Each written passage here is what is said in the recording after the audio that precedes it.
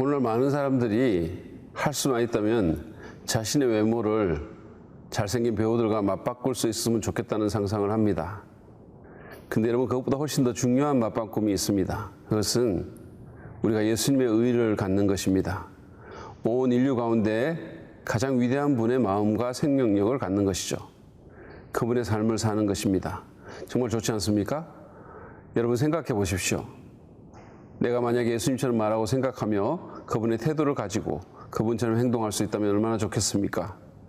그분의 눈으로 보고 그분의 사랑으로 사랑하며 그분의 에너지로 힘을 얻고 그분의 지혜로 선택할 수 있다면 인생은 얼마나 멋질까요? 우리 인생이 확 달라질 것입니다. 우리의 가정도 완전히 변화될 것입니다. 바울은 이것이 가능하다고 합니다. 저는 이것을 위대한 맞바꿈이라고 부르고 싶습니다. 이게 어떻게 가능할 수 있을까요? 우리는 오늘 갈라디아서 2장 15절부터 21절 말씀을 보면서 그 비결을 배우기만 합니다. 첫 번째로 우리는 자신의 참된 상태를 깨달아야 합니다. 바울은 우리가 죄인이라고 말합니다. 15절 말씀 한번 보시죠. 우리는 본디 유대 사람이요 이방인 출신의 죄인이 아닙니다. 이 말의 참 뜻은 유대인은 죄인이 아니고 이방인은 죄인이라는 것이 아니라 다 죄인인데 조금 다른 종류의 죄인이라는 뜻입니다. 유대인이든 이방인이든 우리는 죄인이며 따라서 우리의 힘으로 의를 이룰 수 없고 구원을 성취할 수 없다고 바울은 선포합니다. 오늘 본문에서 그는 율법의 행위로는 의롭게 될 수 없다는 말을 3번이나 반복합니다. 16절 전반부를 한번 보시죠. 그러나 사람이 율법을 행하는 행위로 의롭게 되는 것이 아니라 16절 후반부에도 있습니다. 율법을 행하는 행위로는 아무도 의롭게 될 수 없기 때문입니다. 그리고 이 단락의 맨 마지막인 21절에도 이 말을 반복합니다. 나는 하나님의 은혜를 헛되게 하지 않습니다. 의롭다고 하여 주시는 것이 율법으로 되는 것이라면 그리스도께서는 헛되이 죽으신 것입니다. 사도 바울의 포인트는 인간이 아무리 고상한 노력을 해도 종교에 기일을 하고 그 규범에 따라 살려고 해도 수행을 하고 고행을 해도 그것이 그를 의롭게 하지 못하며 우리의 마음 깊은 곳까지 꿰뚫어 보시는 하나님께 의롭다는 인정을 받게 하지 못한다는 것입니다. 안 된다는 것이죠. 아무리 결심을 하고 아무리 십계명을 지키려 해도 우리 힘과 노력만으로는 결코 일관된 의로움의 삶을 살 수도 없고 하나님이 인정하시는 의를 가질 수도 없다는 것입니다. 이것이 이 세상에 태어난 모든 자연인의 현실이라는 것입니다. 우리는 이 비참한 우리의 현실을 인정하고 우리 자신에 대해 절망해야 합니다.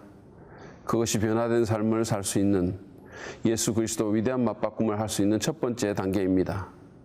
하나님 앞에서 여러분의 상태가 어떤지를 깨달으시기 바랍니다. 우리는 약간의 교육과 수양만 하면 의인이 될 그런 사람들이 아닙니다. 우리 모두 마음의 수원이 오염된 죄인이며 우리의 행위로 의롭게 될 수도 스스로를 구원할 수도 하나님께 인정을 받을 수도 없는 사람들입니다. 우리는 이 사실을 깨닫고 스스로에 대해 절망해야 합니다. 그렇지 않으면 참된 해결책을 찾지도 않을 것입니다.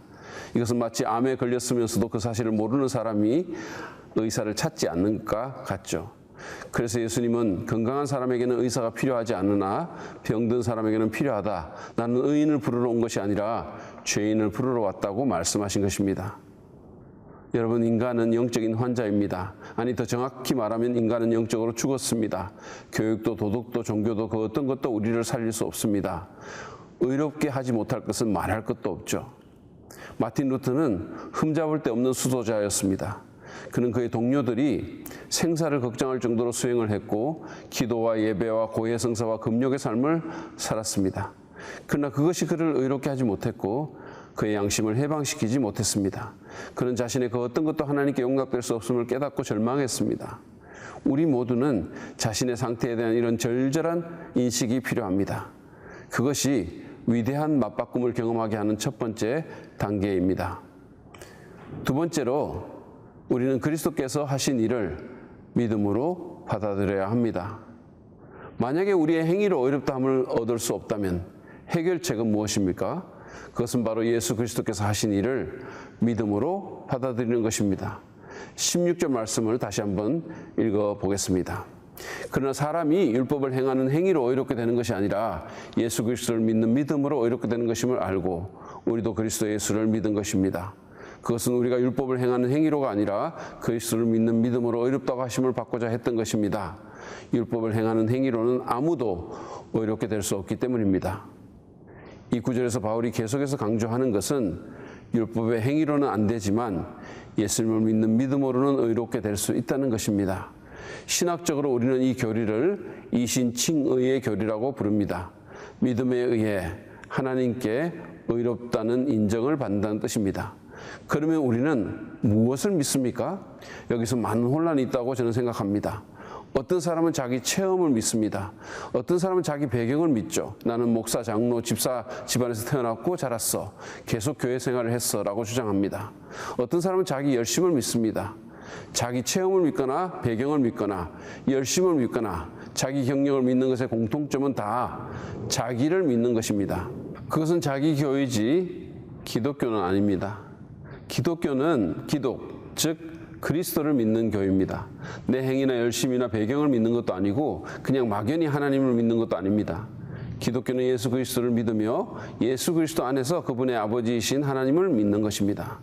그러므로 기독교인이 되기 위해서는 그리스도께서 하신 일을 반드시 알아야 합니다.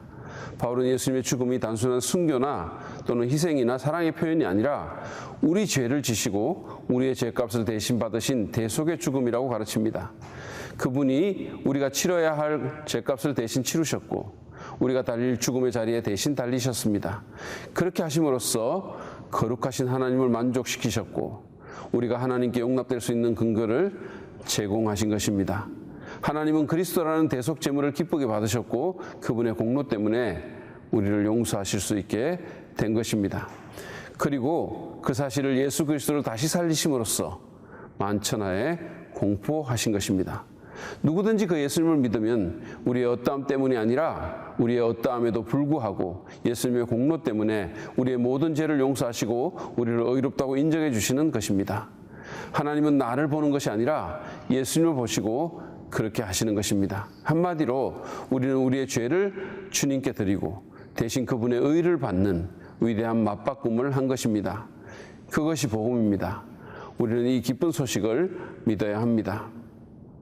마지막으로 우리는 그리스도께서 나를 통해 사시도록 해야 합니다. 여러분, 위대한 맞바꿈은 내가 죄인임을 인정하고 예수 그리스도를 믿음으로 내 죄와 예수님의 의를 맞바꾸는 것임을 배웠습니다. 그러나 그게 다가 아니죠. 우리는 실제적인 삶의 레벨에서 위대한 맞바꿈을 해야 합니다. 20절 말씀을 보십시오. 나는 그리스도와 함께 십자가에 못 박혔습니다. 이제 살고 있는 것은 내가 아닙니다. 그리스도께서 내 안에 살고 계십니다. 내가 지금 육신 안에서 살고 있는 삶은 나를 사랑하셔서 나를 위하여 자기 몸을 내어주신 하나님의 아들을 믿는 믿음 안에서 살아가는 것입니다. 바울은 우리가 예수님의 십자가 복음을 믿는 것이 그저 지식으로 끝나는 게 아니라고 말합니다. 만약에 그 믿음이 참된 것이라면 그것은 나와 그리스도를 영적으로 연합시킵니다. 그래서 예수 그리스도의 십자가 죽음에 내가 연합되고 참여하게 되죠. 내 옛자아가 예수님과 함께 십자가에 못 박히게 되는 것입니다. 나의 옛 삶이 끝난다는 말입니다. 과거의 내 가치관과 죄를 좋아하는 마음과 무신론적인 자기 중심성과 정욕적이고 이기적인 관계와 세속적인 삶의 목표 같은 것이 죽는다는 말입니다. 비록 겉으로 보기에는 차이가 없어 보일지 모르지만 우리 안의 옛사람이 죽은 것입니다. 이처럼 그리스도와 함께 죽는 것은 훌륭한 얘기지만 사실은 다는 아닙니다. 바울은 우리의 옛사람은 가고 그 대신에 죽었다가 다시 사신 그리스도가 우리 안에서 살고 계신다고 말합니다. 어떤 책 제목처럼 나는 죽고 예수로 사는 사람이 되었다는 것입니다. 이게 바로 위대한 맞바꿈입니다. 예수 그리스도께서 성령으로 우리 안에 거하시면서 거룩함에 대한 하나님에 대한 또 하늘나라에 대한 열망을 우리에게 주십니다. 우리에게 새로운 태도와 가치관과 관계와 목표를 주십니다. 이는 우리가 완벽하다거나 다시는 죄를 짓지 않는다는 말이 아닙니다. 우리는 죄를 지을 수 있습니다. 하지만 일부러 죄를 짓고 싶어 하지는 않습니다. 우리 삶의 전체 방향이 바뀌었습니다. 바울이 고린도후서 5장 17절에서 말한 것처럼 우리는 그리스도 안에서 새로운 피조물이 되었습니다. 물론 우리는 이 땅에 사는 동안 여전히 육신 안에서 삽니다. 유혹도 있고 한계도 있습니다. 때로는 육신 안에서 사는 이 삶이 힘들고 피곤하기도 합니다. 때로는 내가 너무 약한 것 같기도 하고 세상은 너무 큰 것 같기도 합니다. 그러나 여러분, 그게 다가 아닙니다. 우리는 육신 안에서 살지만 동시에 믿음 안에서 삽니다. 내 안에 계셔서 내게 힘 주시는 그분을 믿는 믿음 안에서 삽니다. 바울이 말한 것처럼 나를 사랑하셔서 나를 위하여 자기 몸을 내어주신, 나를 위해 죽을 정도로 나를 사랑하신 그분을 믿는 믿음 안에서 삽니다. 믿는 자에게 능치 못한 일이 없다고 하신 그 주님을 믿는 믿음 안에서 삽니다. 우리가 믿음을 드리면, 다시 말해서 그분을 신뢰하면 그분은 성령 안에서 예수님의 생명과 능력을 우리에게 주십니다. 이것이 위대한 맞바꿈의 삶입니다. 성령의 충만을 구하며 내 안에 계시는 성령의 인도하심을 따르십시오. 그러면 그런 위대한 삶을 살 수 있게 될 것입니다. 저는 오늘 위대한 맞바꿈이라는 주제로 말씀을 전했습니다. 예수님과의 위대한 맞바꿈을 경험하려면 먼저 하나님 앞에 자신의 참 상태를 깨달아야 합니다. 그리고 그리스도께서 날 위해 하신 일을 믿음으로 받아들여야 합니다. 마지막으로 성령에 의해 그리스도께서 나를 통해 사시게 해야 합니다. 여러분, 기억하십시오. 죄인인 내가 살면 우리는 실패할 수밖에 없지만 예수 그리스도께서 나를 통해 사시면 우리는 승리할 수 있습니다. 우리에게는 위대한 맞바꿈이 필요합니다. 그러므로 내 비참한 상태를 인정하고 예수님께서 나를 위해 하신 일을 믿음으로 받고 예수님과 연합하십시오. 내 옛자아는 십자가에 넘기고 성령으로 그리스도께서 나를 통해 사시게 하십시오. 우리의 구원자여 주님이신 그분을 신뢰하고 성령의 충만을 받아 사시기 바랍니다. 나는 죽고 예수로 사는 사람이 되어서 위대한 맞바꿈을 경험하고 이 세상에서 승리하시기를 주님의 이름으로 축복합니다.